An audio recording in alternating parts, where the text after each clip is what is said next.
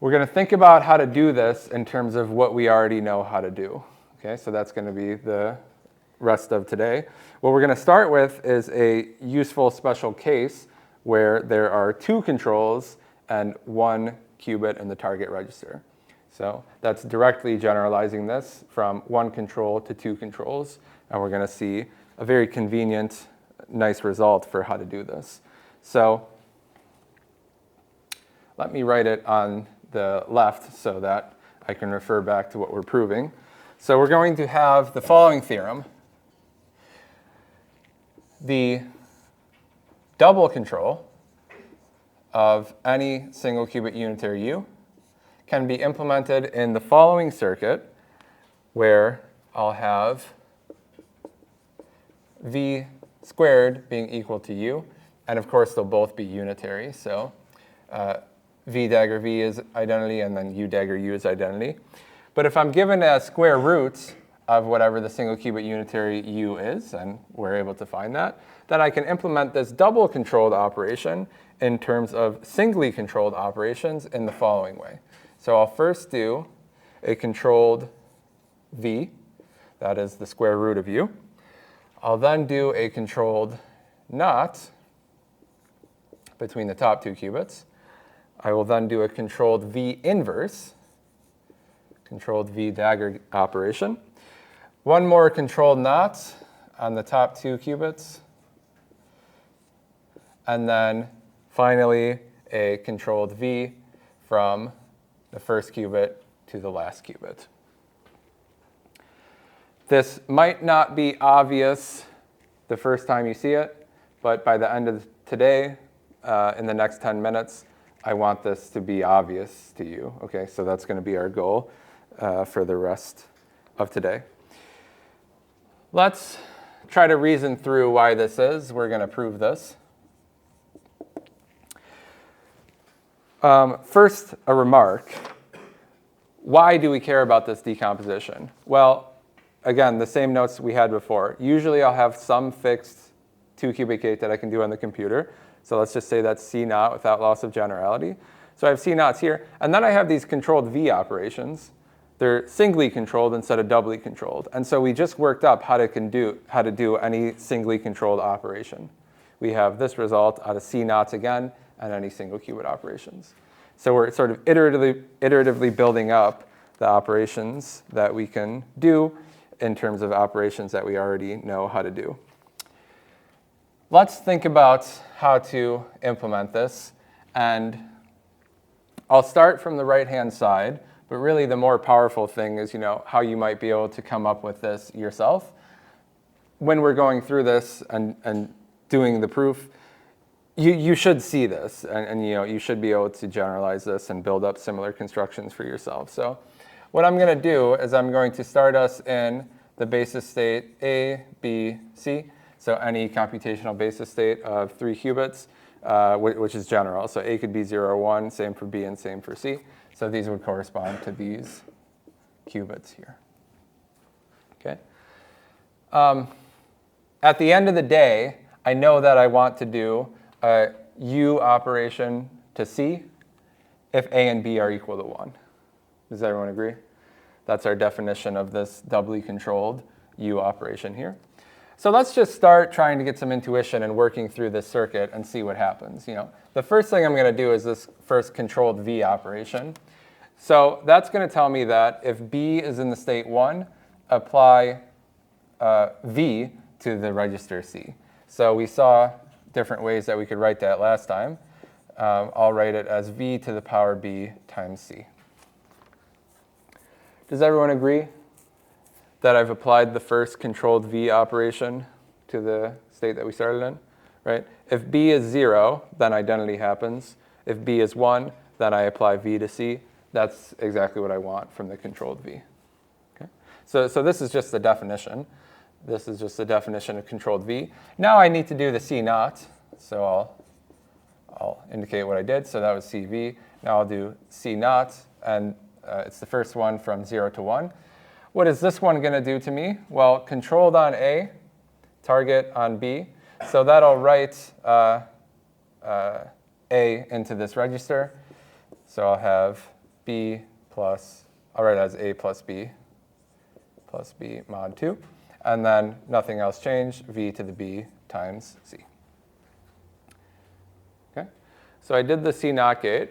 Now I'm going to do this v inverse gate, this v dagger gate, controlled on the second register now, which we know is in this state. So let's do that. V controlled v inverse. First qubit isn't being touched, so that stays in the state A. This is the control, so this state is not going to change itself. Then what I'm going to have here is v inverse, and then that's going to be raised to the power of a plus b. All right, so hopefully you agree with this. It is the same logic for what I did the first time with the controlled operation.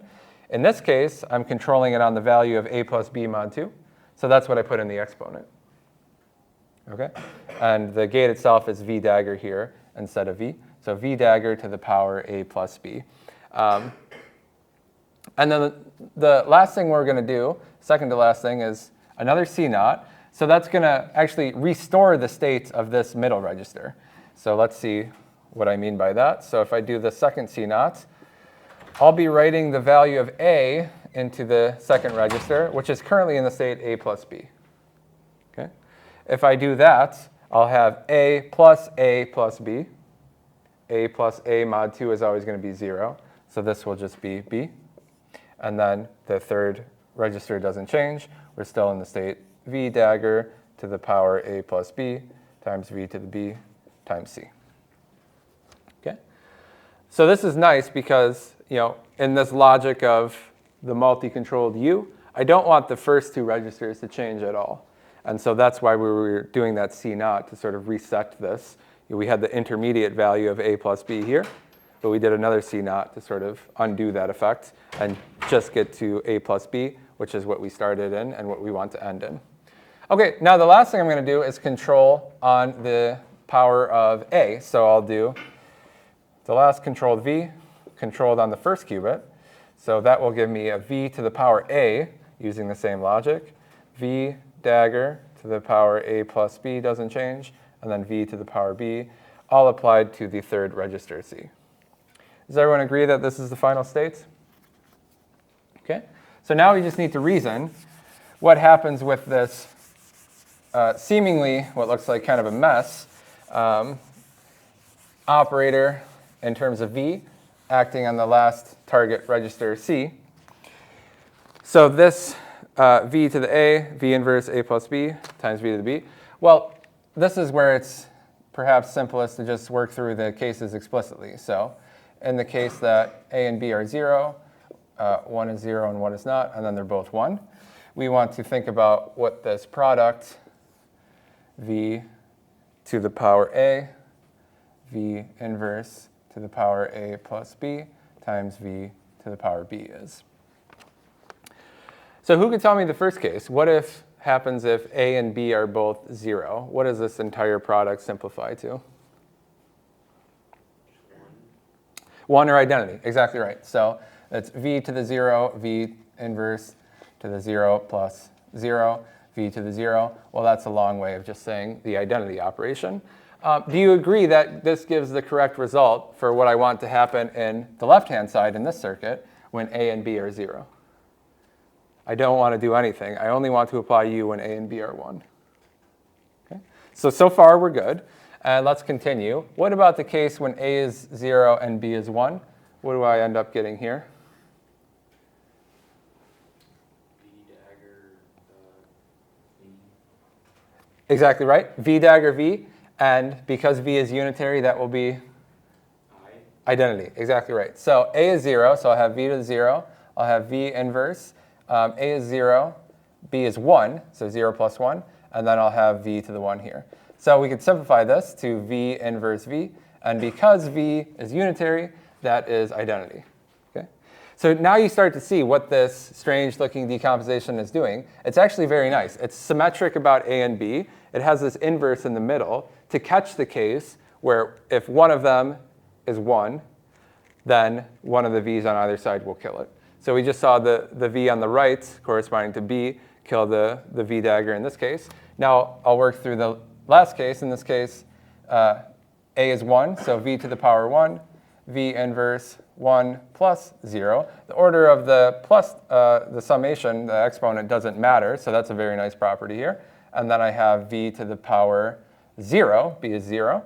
So in this case, I get v times v inverse, and that is, again, identity. Okay? So we're 3 for 3. Now we just need to think about the last case. Who could tell me what this product of the v's is in the case that a and b are equal to 1?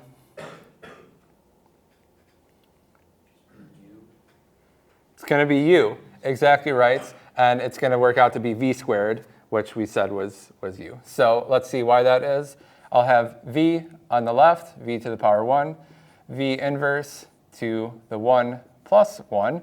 Well, that mod 2 is going to be 0, so that's going to go away. That's very nice. And then on the right, v to the power 1. This will be v squared by our assumption. If v squared was u, so we have v squared being u, then this is equal to the unitary u. So in all cases, we get exactly what we want. The left-hand side, again, just to be very explicit, by our definition of a multi-controlled operator, this controlled u was equal to acting on a, b, c was equal to a, b, u to the a times b acting on c. And that's exactly what we have in this case. So this whole table we could summarize in exactly this way, v squared being equal to u. So that's why this circuit construction gives the correct result for this controlled unitary.